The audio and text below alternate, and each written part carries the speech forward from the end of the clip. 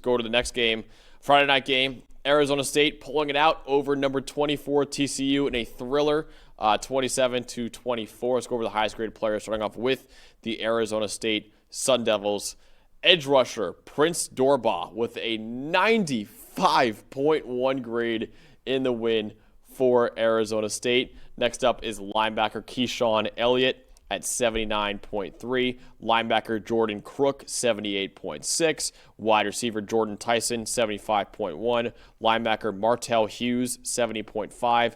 And Sam Levitt with a 72 grade in the win for Arizona State. Let's go over to TCU now with their highest grade players in the loss. Linebacker Caleb Elams-Orr, 80.7. Wide receiver Joseph Manjack IV, 71.7. Safety Austin Jordan, 70. Cornerback Vernon Glover, 69.8. Also 69.8 is Bud Clark, the safety. And quarterback Josh Hoover with a 72.8 grade in the loss for TCU. Dalton, what told the story in this game? Boy, I know I'm beating a dead horse with this because this is now all I talk about every week with Arizona State. Sam Levitt and Jordan Tyson, yes, are their two best players, right? The key to this team is Raleek Brown in this run game. Yep. No question to me. Again, what won Arizona State this game. And in a game, Hugh Freeze, listen up. In a game where Arizona State was down 17-0, at no point did they abandon the run game. Even because they were down early. They were down 17-0 early in the second quarter. They were struggling. It looked rough early for Arizona State. They didn't abandon the run. They stuck with their whole offense. They clawed their way back into it. They finished the job. Rushing yards. Arizona State, we're not including sacks here because I know the sacks mess it up. Because I know TCU with sacks had like 10 rushing yards. We're not doing that here. Rushing yards, actual rushing yards. 220 for Arizona State, 63 for TCU. First four drives. Here's the crazier part. TCU on their first four drives had 54 rushing yards. And they were the team ahead 17-0. They ran for 2 touchdowns. The first four drives, 54 rushing yards. The rest of the game, in a game where they were up 17-0, you talk about abandoning it, 7 carries for 6 yards. That's crazy. First of all, ASU, again, keep running the football, stay balanced. You're going to be really good if you do that. TCU, you're up 17-0. Run the football. And I know you don't have Kavorian Barnes for the second straight game. He had the injury against Abilene Christian. He's been out. Run a darn ball. Trent Battle was running the ball fine. They were doing just fine early in the game. And now your head's 17-0. You've done everything you could possibly do in the first 20 minutes of this game to go out on the road and get a huge win. They just stopped running. TCU, 258 rushing yards. Remember North Carolina? They ran all over North Carolina. Yep. 258 rushing yards in that game. Their last 3 games, they're averaging 112. And again, 63 in this game. What happens? Arizona State has the ball for 36 minutes. In a game they were down 17-0. I'm telling you right now, again, I'll say it again. Sam Levitt, Jordan Tyson, their 2 best players on offense. The key, the X factor to their offense is Raleek Brown and Sam Levitt and this run game. Kyson Brown gets in there, Kanye Udo. And I love this tweet from yesterday from Raleek Brown also. And I quote, I'm reading it right here. I don't believe in too much carries. He don't care. Hell yeah. Raleek Brown, give him 25, 30 carries a game then. If that's the case and he can handle it, keep running the football, stay balanced in your offense, and Arizona State can take this. Because look, now all of a sudden the loss of Mississippi State on the road, it doesn't look so bad. It's also out of conference, not as consequential, right, if you're trying to win the Big 12. But they've won 2 games, exact same score, strange, 27-24, running the football. Stay on it. Arizona State gets a week off. We're going to get a real good running matchup with them going to Utah in a couple of weeks. Yeah. That's going to be a fun one. But exactly what I've wanted to see the last 2 weeks. The adjustments been made by Marcus Arroyo. They got to finish drives. This game could have been a lot more dominant. If there's anything Arizona State's got to work on during the bye week, it's red zone offense. If they can get that going, because that cost them in the Mississippi State game too. Remember they kicked the field goal at the end instead of a touchdown? If they can get the red zone offense going and they stay this balanced, the Sun Devils are back to being a real threat here in the Big 12. Malik Brown does not care about the tread of the tires or anything like that. Nope. He wants it. He's trying to win.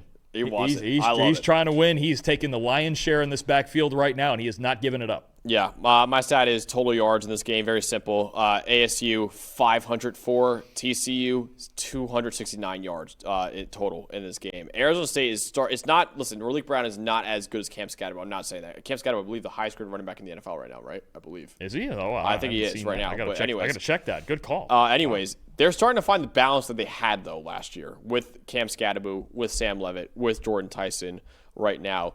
Like you mentioned, Dalton, the rushing difference before, and also 291 passing yards for Arizona State with 259 for TCU. Also 3 costly turnovers for TCU, with 2 coming on their final 2 drives of the game. 2 back-breaking mistakes by Josh Hoover. The interception to end the game, and also holding the ball very low when he was getting sacked by Prince Dorbah. I'll talk about it in just a second too. And that led to the fumble recovery, too, by Prince Dorbah. Right now, though, TCU is way, way too reliant on Josh Hoover and their receivers to carry them in this game. They need some semblance of a ground game right now. Trent Battle was the leading rusher with only 30 rushing yards in this game. Arizona State, meanwhile, does not need Sam Levitt to be Superman like they needed him to be earlier in the year. And that's why they won this game, like you just mentioned, Dalton. And here's the thing with Sam Levitt. He can do that. Let him do it in moments. Yeah. Right? I almost think about it like Josh Allen and the Buffalo Bills. I don't want him doing it every week, right? Because, you're asking too much of him, right? The Bills, you can see when there's days when he doesn't have to be Superman, then Josh Allen can sit back, he can hand it off, he can make the easy throws. And then days in big games against the Ravens and the Chiefs and those teams, then you can ask him to do it. That's what I want to see from this Arizona State team. Ask him, this game, he had to do it for maybe, 5-6 plays? The last drive, the winning drive, 4th and goal down there with the slant to Tyson, all of that. There are moments when, you're going to have to ask Sam Levitt to carry you. You don't have to do it all the time. Yeah. I think that's the adjustment that's been made the last 2 weeks. Let's get down. We got to run the offense. Sam, we got to run the offense. If you do that, those big Superman moments, maybe those Heisman moments those can still come. But the balance in this offense and the fact that now they were previously in the first 3 games asking him and Tyson to do too much, the fact that they've reeled it back in a little bit, that's what's getting Arizona State some hope here. They still got to fix a lot. There's a lot to fix. Got to get off to better starts and got to play better in the red zone.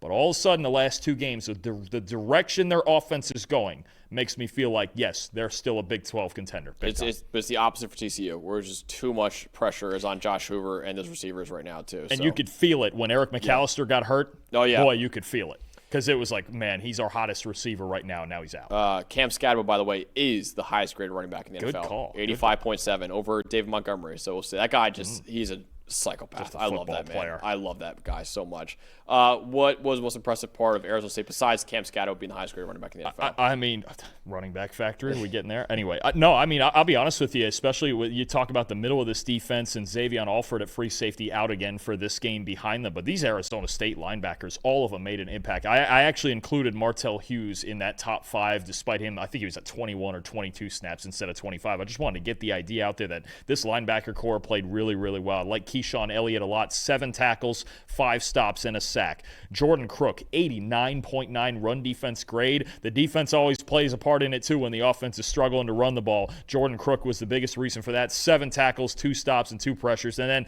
Martell Hughes making the big play with the game-winning interception at the end. Had a couple of stops himself. This Arizona State linebacker core, they really stepped up in this game. All 3 of these guys were just terrific. I'll shout out Prince Dorbah. As you should. A 95.2 PFF grade. Incredible. He had 3 sacks in this game, including a strip sack and fumble recovery with under 2 minutes left to set up Arizona State's game-winning field goal, too. Also had another pressure in addition to those 3 sacks and 2 more pass rush wins, too.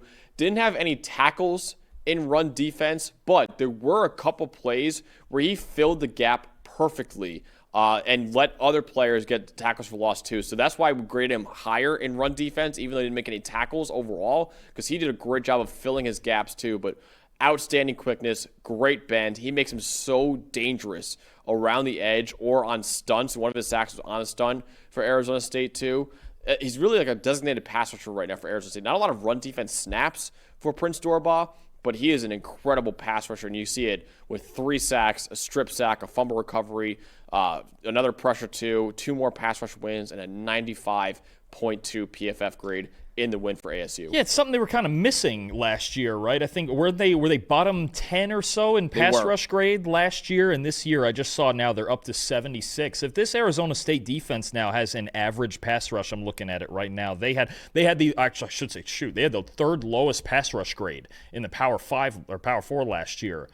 And they still made the playoff. Now they're closer to average with a guy like Dorba playing like that. That was something they were missing. That could be a big development if he can stack weeks back-to-back like that, especially against this Utah offensive line coming up. It's still a very good unit despite the Texas Tech game. But, no, if Arizona State's got an improved pass rush with Dorba at the head of it, that's big time. That's big stuff. I wanted to shout out one of their defensive linemen. You want to shout out their second level of defense, too. Yeah, I mean, like I said, the linebacker is fantastic. Look, this Arizona, we saw it last year where their defense was kind of top-down. Coverage was really the big thing. Now they're starting to fill in and get better in the trenches. And against a team, we're going to find out. We're going to find out in 2 weeks against Utah.